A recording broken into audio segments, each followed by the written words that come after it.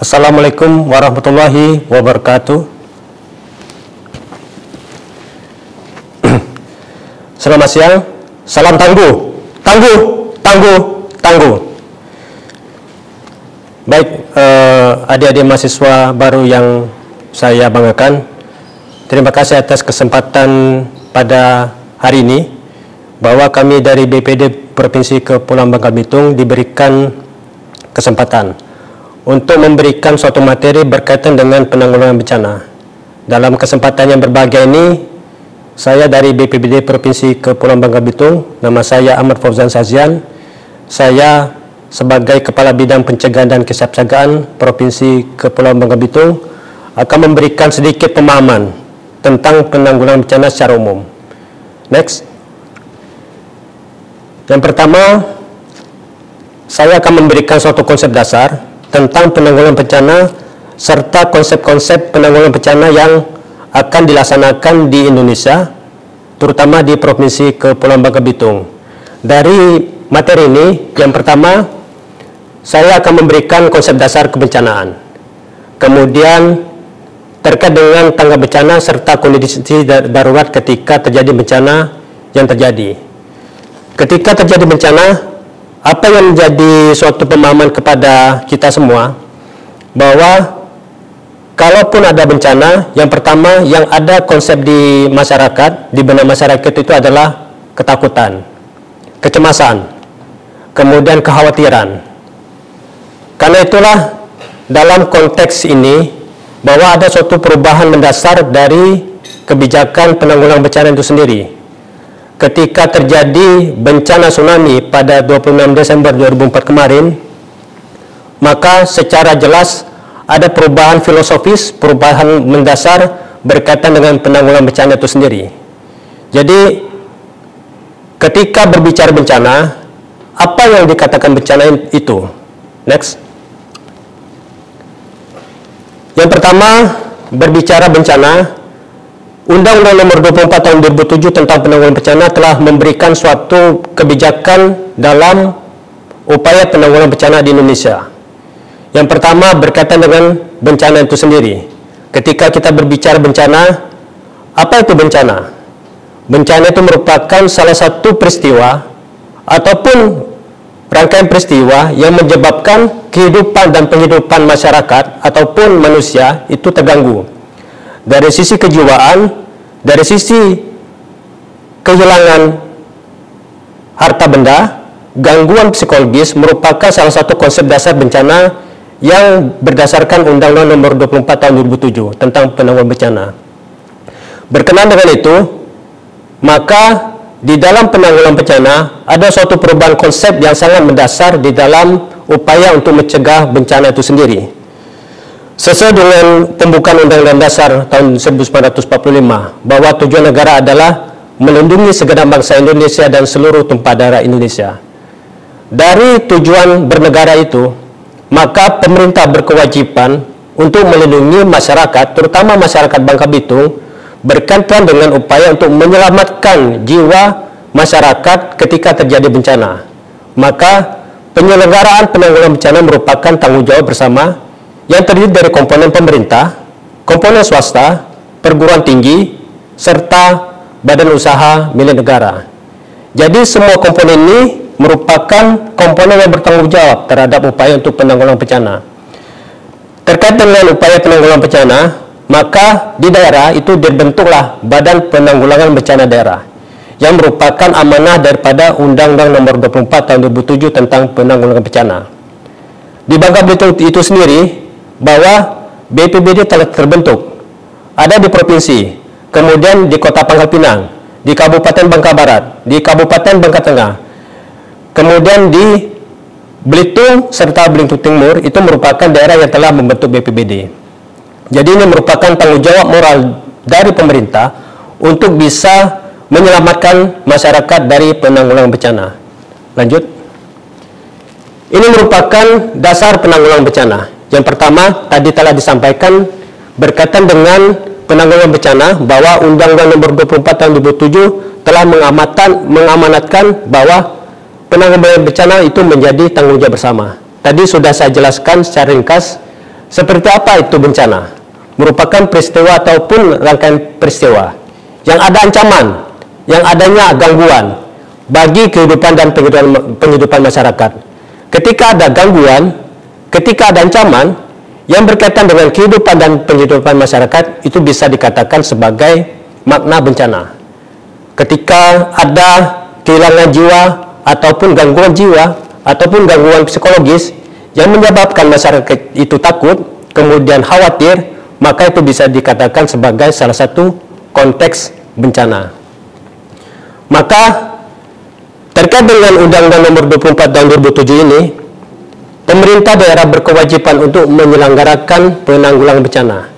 Sesuai dengan yang saya sampaikan tadi, bahwa BPBD Provinsi Kepulauan Bangka Belitung merupakan salah satu perangkat daerah yang mengkoordinasikan segala bentuk penanggulangan bencana, baik bencana alam maupun bencana non-alam maupun bencana sosial. Lanjut. Saya akan menjelaskan secara singkat terkait dengan 3 aspek bencana, yaitu bencana alam. Ini yang disebabkan karena faktor-faktor alam. Misalnya bencana tsunami, gempa api. Itu merupakan contoh dari bencana yang bersifat alam. Kemudian bencana non-alam itu yang bersifat bencana hidrometeorologi. Misalnya bencana banjir, kemudian bencana kebakaran hutan, kekeringan. Itu merupakan salah satu contoh yang disebabkan oleh bencana non-alam. Kemudian bencana sosial ini disebabkan karena salah satu faktornya adalah kerusuhan sosial. Lanjut. Seperti yang kita sampaikan, bahwa bukan hanya hal yang harus kita takuti bencana. Lanjut. Saya akan berbicara tentang tahapan manajemen risiko bencana yang harus dilaksanakan bersama-sama, termasuk dukungan dari perguruan tinggi, di mana di dalam tahapan manajemen risiko bencana yang harus diperhatikan oleh adik-adik sekalian sebagai mahasiswa di perguruan tinggi, bahwa fungsi daripada manajemen risiko bencana itu ada 4 tahap. Yang pertama pencegahan, kemudian mitigasi, kemudian kesiapsiagaan, serta pengurangan risiko bencana. Hal ini terkait dengan kebijakan prinsip dari penanggulangan bencana yang awalnya itu bersifat responsif menjadi suatu kebijakan yang berupaya untuk mengurangi risiko bencana. Jadi semua risiko bencana itu diupayakan untuk dikurangi dengan melakukan tahapan-tahapan pencegahan, mitigasi, upaya kesiapsiagaan, dan upaya pengurangan risiko bencana. Di mana keberadaan masyarakat? Di sini adalah keberadaan masyarakat ketika sebelum terjadi bencana. Pemerintah memperkuat konsep prabencana agar segala sesuatu hal yang berkaitan dengan penanggulangan bencana itu bisa diminimalisir. Karena seperti yang saya sampaikan tadi, terkait dengan penanggulangan bencana, ketika terjadi bencana tsunami pada 26 Desember 2004 yang lalu di Aceh, itu menyebabkan ketika terjadi kondisi bencana tersebut, seluruh sumber daya pemerintah negara terkuras akibat adanya kondisi tanggap darurat yang terjadi. Maka konsep prabencana menjadi suatu hal yang terus diperkuat oleh pemerintah berkaitan dengan penanggulangan bencana itu sendiri. Lanjut. Di sini saya akan memberikan suatu gambaran ringkas tentang konsep manajemen bencana secara umum, di mana yang diperkuat oleh pemerintah adalah dari sisi prabencana, yaitu berkaitan dengan upaya untuk melakukan tata kelola risiko bencana, kemudian upaya mitigasi, kesiapsiagaan. Di mana dalam posisi yang lain, bahwa tahapan manajemen risiko bencana itu ada 3, yaitu prabencana, pada saat tanggap bencana, dan pada saat pasca bencana. Kita tidak berharap terjadinya bencana di Bangka Belitung. Kalaupun terjadi, maka konsep selanjutnya adalah pada saat bencana, di mana itu merupakan suatu tahapan dari risiko bencana ketika bencana itu terjadi. Disinilah sesuatu hal yang harus diperhatikan oleh komponen masyarakat, komponen pemerintah, termasuk perguruan tinggi berkaitan dengan upaya saat bencana itu terjadi. Kemudian pada saat setelah terjadi bencana, maka konsep selanjutnya adalah berkaitan dengan upaya untuk memulihkan, melakukan rehabilitasi, melakukan rekonstruksi terhadap kondisi bencana ketika bencana itu terjadi. Maka dalam konsep ini merupakan satu siklus yang saling berkaitan. Tapi kita sangat bersyukur bahwa Bangka Belitung sangat jarang terjadi bencana akibat bencana geologis yang disebabkan oleh bencana tsunami ataupun bencana gempa bumi. Namun dari data time series yang dimiliki oleh BPBD, maka sering terjadi bencana yang bersifat hidrometeorologis yang disebabkan karena kekeringan, karena angin puyuh, karena banjir, dan sekarang juga kita sedang menghadapi bencana epidemiologi yaitu pandemi COVID-19. Jadi nanti saya akan memberikan suatu semangat kepada adik-adik mahasiswa berkaitan dengan bencana pandemi COVID-19 yang masih terjadi di seluruh dunia, termasuk di Indonesia, terutama juga di Bangka Belitung. Karena pandemi COVID-19 sampai terakhir, data yang saya miliki sampai hari ini bahwa sudah terkonfirmasi lebih kurang 30.000 kasus yang positif COVID-19 di Bangka Belitung. Jadi ini merupakan salah satu hal yang harus kita waspadai bersama-sama berkaitan dengan upaya pencegahan terhadap bencana COVID-19 terutama di Bangka Belitung. Lanjut. Tadi saya sudah jelaskan ketika tahapan-tahapan dari bencana itu sendiri.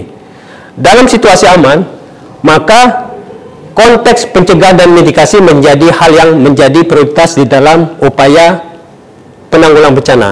Sifatnya melakukan edukasi, sosialisasi, kemudian memperkuat pemahaman kepada masyarakat berkaitan dengan bencana itu sendiri. Kemudian ketika telah memasuki dalam kesiapsiagaan, maka dalam situasi ini kita harus meningkatkan kewaspadaan ketika akan terjadi bencana. Kemudian tanggap darurat pada saat terjadi bencana, kemudian upaya pemulihan dan pemeliharaan dari bencana itu sendiri itu masuk ke dalam tahapan pemulihan bencana itu sendiri. Lanjut. Di sini skema penyelenggaraan penanggulangan bencana. Adik-adik mahasiswa baru yang saya banggakan. Yang pertama, 3 tahapan penyelenggaraan bencana, yaitu pra-bencana, kemudian pada saat tanggap bencana, kemudian pada saat pasca bencana. Kemudian pemerintah mencoba untuk memperkuat penanggulangan bencana dari sisi pra-bencana, di mana tidak ada potensi bencana yang terjadi di Bangka Belitung. Kemudian ketika ada situasi potensi bencana, apa yang harus dilakukan oleh stakeholder terkait. Satu hal yang harus dicermati bahwa ketika tidak ada potensi bencana, seluruh komponen masyarakat itu terlibat, di mana dibuatlah suatu perencanaan berkaitan dengan upaya untuk memperkuat dari penanggulangan bencana itu sendiri, di mana di dalam perencanaan ada kewajiban dari pemerintah untuk menyusun rencana penanggulangan bencana. Artinya apa? Ketika tidak ada potensi bencana, seluruh perencanaan di dalam rencana penanggulangan bencana itu disusun untuk memastikan peta potensi rawan bencana yang ada di Indonesia, termasuk di Provinsi Kepulauan Bangka Belitung. Kemudian kita lakukan pencegahan dan pengurangan risiko. Artinya di sini upaya pencegahan itu adalah dengan meningkatkan pemahaman kepada masyarakat, terutama upaya-upaya untuk mengurangi risiko bencana yang terjadi di daerah masing-masing. Kemudian melalui pendidikan, melalui pelatihan, kemudian melaksanakan penelitian, serta penataan tata ruang merupakan salah satu hal yang diperkuat oleh pemerintah dalam upaya mengurangi risiko bencana dari sisi ketika tidak ada potensi bencana.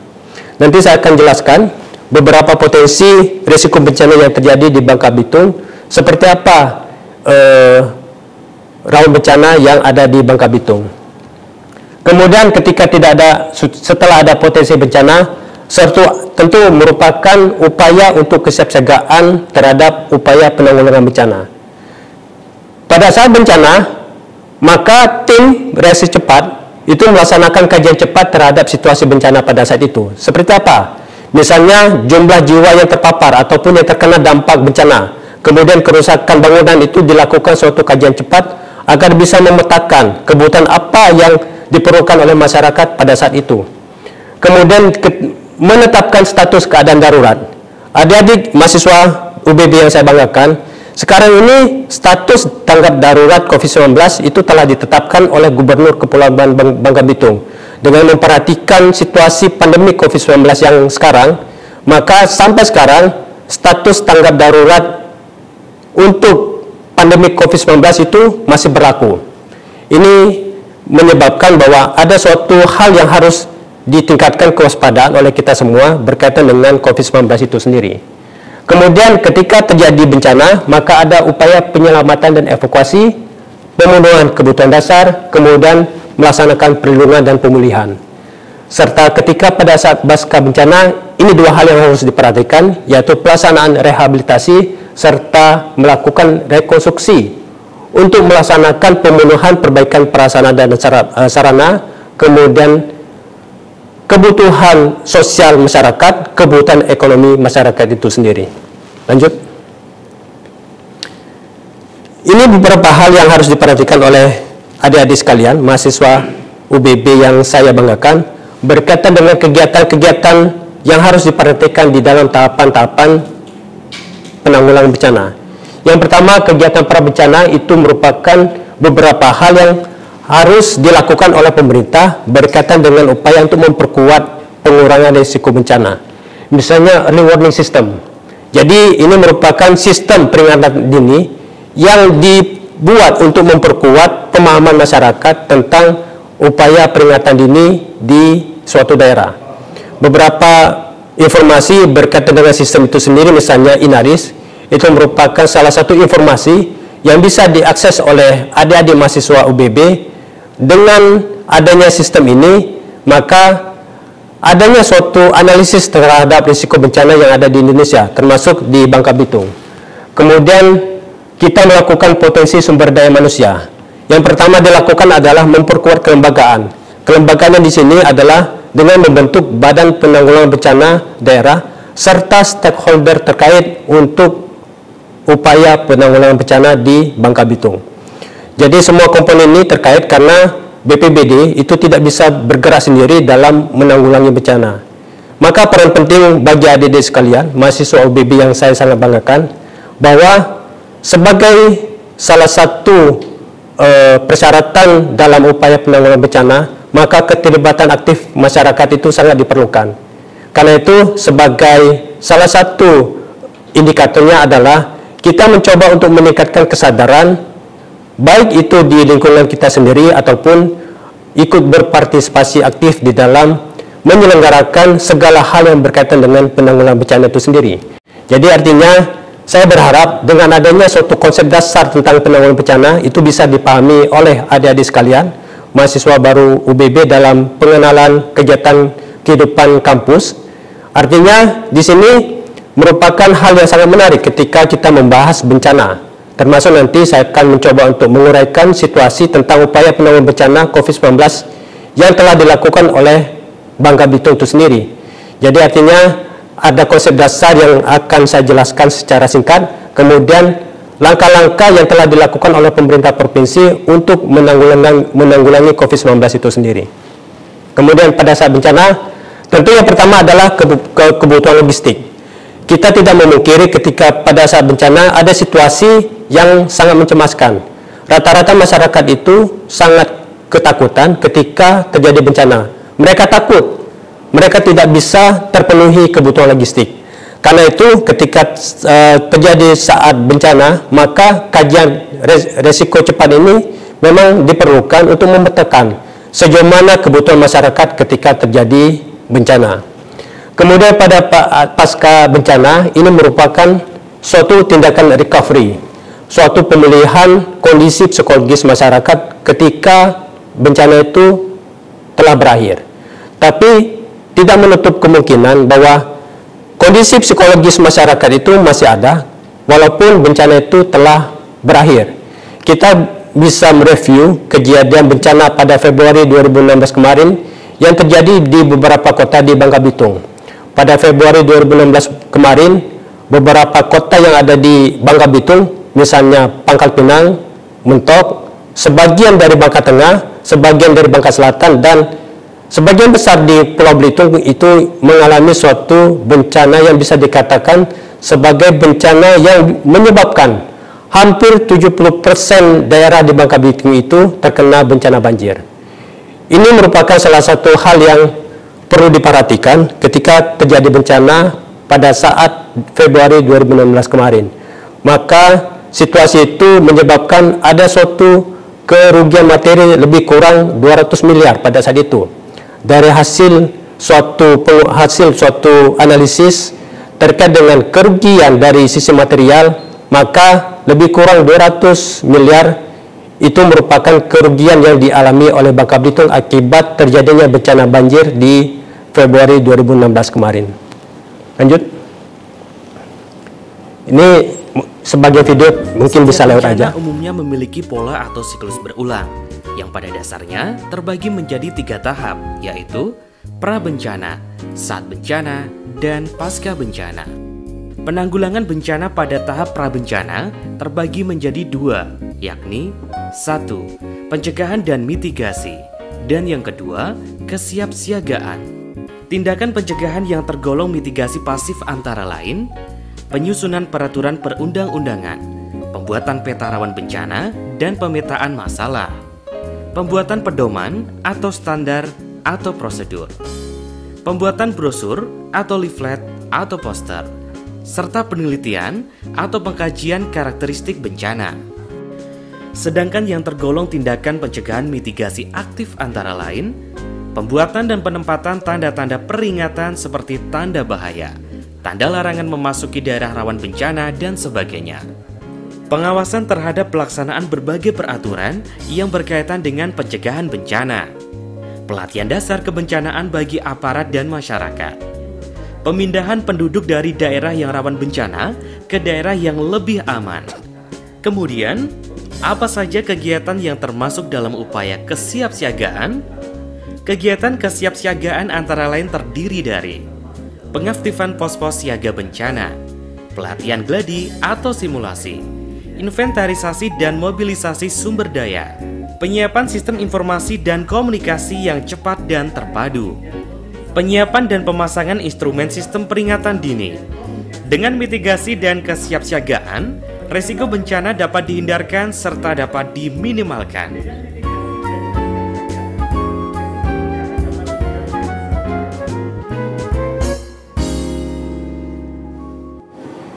Baik, ada di mahasiswa UBB yang saya banggakan, itu tadi sebagian video yang berkaitan dengan upaya pra-bencana. Jadi ketika berbicara pra-bencana, maka yang harus diperhatikan adalah upaya mitigasi. Maknanya adalah upaya untuk mengurangi segala bentuk risiko bencana yang mungkin terjadi di Bangka Belitung itu sendiri. Lanjut, Pak. Ini secara umum ketika merujuk kepada Undang-Undang Nomor 24 Tahun 2007 tentang penanggulangan bencana, maka hal-hal yang berkaitan dengan mitigasi bencana adalah tentang pelaksanaan penataan tata ruang. Jadi segala hal yang berkaitan dengan pembangunan fisik harus memperhatikan tata ruang. Sederhananya, ketika kita membangun suatu rumah, apakah rumah tempat kita dibangun itu berbenturan dengan tata ruang yang telah ditetapkan oleh daerah. Kemudian kita mencoba untuk mengatur pembangunan, karena pembangunan ini otomatis akan merubah fisik alam. Suka atau tidak suka, mau tidak mau, ketika ada suatu bentuk pembangunan yang bersifat fisik, maka akan mengalami perubahan bentang alam itu sendiri. Yang paling penting adalah penyelenggaraan pendidikan, melaksanakan penyuluhan, kemudian kita melakukan bimbingan teknis, yang artinya ini merupakan langkah-langkah untuk meningkatkan pemahaman masyarakat terhadap kebencanaan itu sendiri, baik itu kebencanaan dari sisi alam, non-alam maupun bencana yang bersifat sosial. Lanjut. Tadi sudah dijelaskan, ini merupakan langkah-langkah untuk melakukan upaya mitigasi bencana, yaitu untuk melakukan upaya mengurangi risiko bencana. Segala bentuk bencana harus dilakukan oleh kita bersama-sama sebagai salah satu bagian dari pembangunan berbangsa dan bernegara. Oleh sebab itu, yang paling penting di dalam kegiatan ini adalah meningkatkan kesadaran, meningkatkan pemahaman kita tentang bencana itu apa. Apakah itu menakutkan, ataukah ketika kita mendapatkan suatu pemahaman tentang bencana, otomatis kita akan mampu untuk mempersiapkan diri dalam menghadapi segala risiko bencana yang terjadi.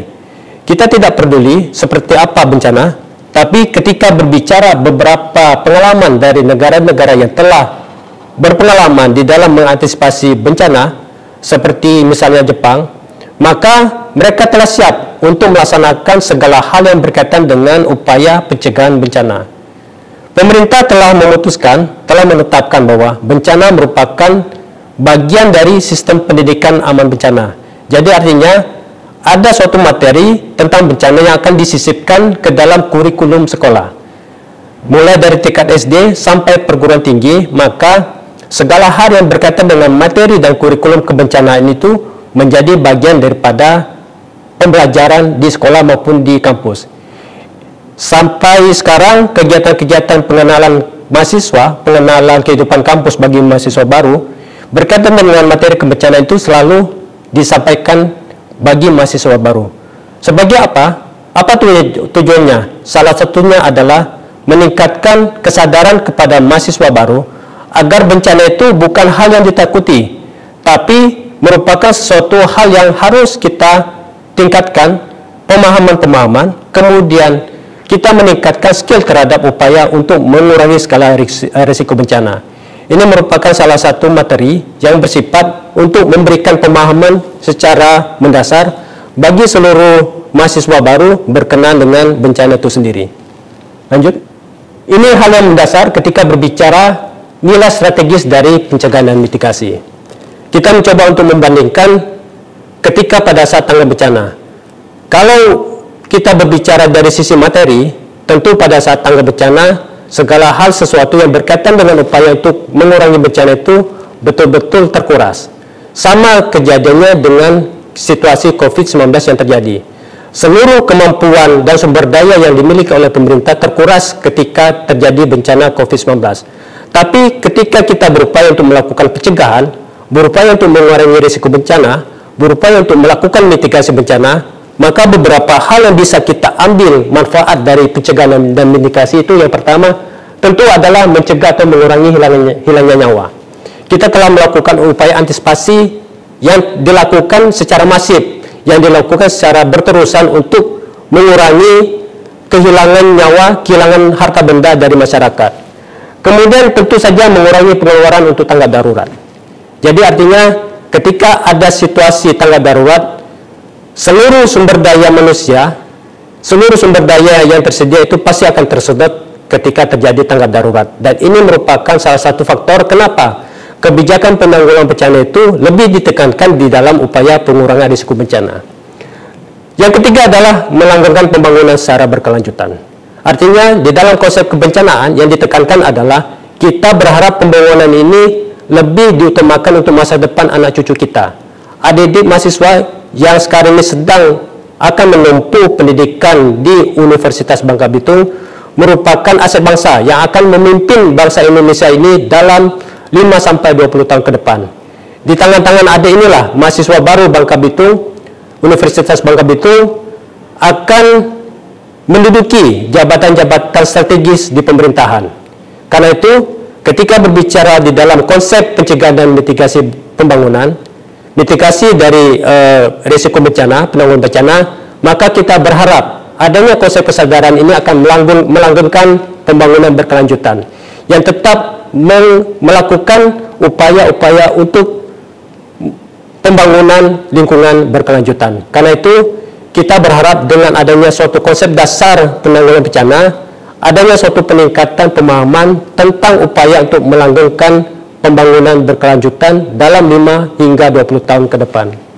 Kemudian tentu saja mengurangi pengeluaran. Pengeluaran tanggap darurat merupakan salah satu hal yang harus dilakukan oleh pemerintah negara ketika terjadi tanggap darurat. COVID-19 adalah salah satu contohnya. Terkait dengan hal itu, saya akan mencoba untuk melakukan suatu edukasi terhadap upaya bersama untuk pencegahan COVID-19. Sejak Maret 2020 kemarin, ketika ada suatu COVID masuk yang terjadi di Indonesia, maka segala hal yang sesuatu berkenaan dengan langkah-langkah pencegahan COVID telah dilakukan. Walaupun di satu sisi memang memiliki kekurangan.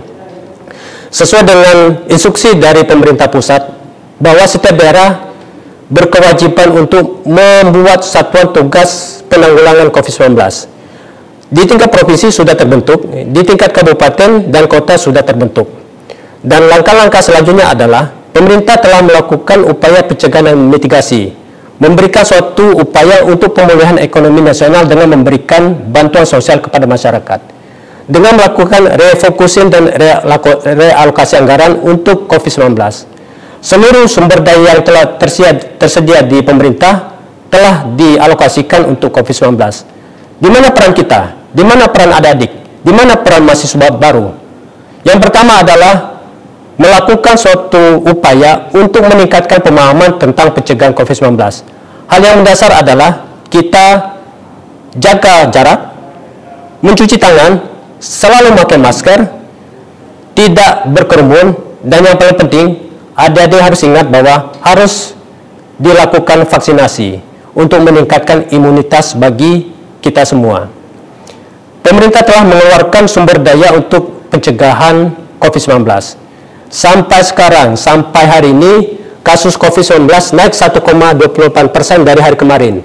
Sampai sekarang lebih kurang 30.600 jiwa terkonfirmasi COVID-19. Adik-adik mahasiswa jangan menganggap remeh COVID-19 ini, karena kita tidak tahu dari siapa kita tertular dan dari mana virus ini berasal. Karena itu, setiap hal yang berkaitan dengan upaya pencegahan harus dilakukan melalui komunikasi yang baik, melakukan edukasi kepada masyarakat sekitar, serta memperhatikan konsumsi dan pola hidup sehat. Ini merupakan hal-hal yang sederhana yang perlu dilakukan oleh adik-adik mahasiswa UBB yang saya sangat banggakan, karena adik-adik merupakan aset bangsa yang akan menjadi pemimpin bangsa di masa depan.